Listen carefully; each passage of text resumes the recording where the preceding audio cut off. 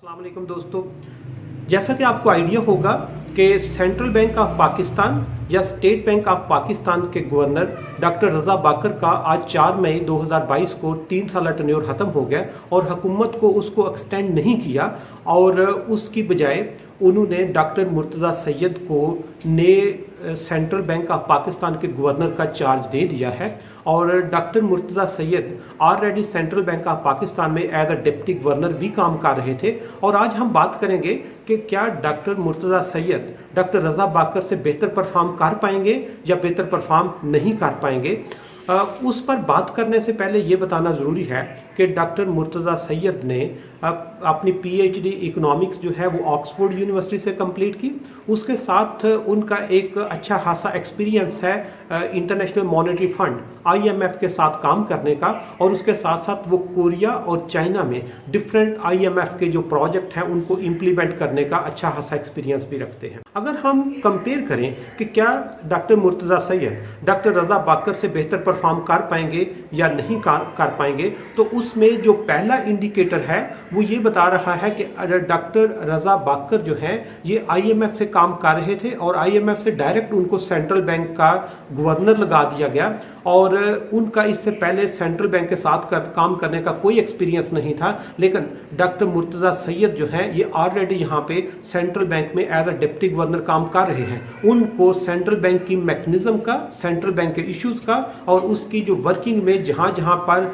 वो गैप्स हैं उसको भी आइडिया है। इसलिए इनके पास एक्सपोजर सेंट्रल बैंक का है और यकीनन ये उन सारी चीज़ों को पहले से ही जानते हैं, इनको बताने की ज़रूरत नहीं है, तो यकीनन ये बेहतर परफॉर्म कर सकते हैं। दूसरे नंबर पर डॉक्टर रज़ा बाकर आईएमएफ के अफ्रीकन जो कंट्रीज़ के प्रोग्राम हैं उनमें वो लीड पोजीशन में थे। उनके पास अफ्रीका का एक्सपोजर था लेकिन एशिया का नहीं था। जबकि डॉक्टर मुर्तज़ा सैयद जो है आईएमएफ के जो प्रोग्राम्स हैं उनमें कोरिया और चाइना को लीड कर चुके थे, इसलिए उनका जो एशियन कंट्रीज़ के साथ डील करने का एक्सपीरियंस भी अच्छा खासा है। इसलिए शायद पाकिस्तान क्योंकि एशियन कंट्रीज़ में आता है, तो इसलिए अगर पाकिस्तान का आईएमएफ के साथ एग्रीमेंट या पाकिस्तान के सेंट्रल बैंक का रोल उनकी इकोनॉमिक स्टेबिलिटी में अगर देखना हो तो यकीनन ये उनसे थोड़ा सा बेहतर परफॉर्म कर सकते हैं। ये इनको एक पॉजिटिव एज है। तीसरे नंबर पर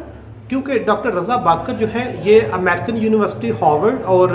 कैलिफोर्निया से पढ़े हुए थे और इनकी फाइनेंशियल सेक्टर पे बहुत अच्छी ग्रिप थी, जिसकी वजह से इन्होंने इकोनॉमी को डिजिटलाइज किया। लेकिन आम बंदे को in terms of price stability and in terms of employment generation या in terms of exchange rate जो है वो कोई रिलीफ नहीं मिल सकता। लेकिन जो डॉक्टर मुर्तज़ा सैयद हैं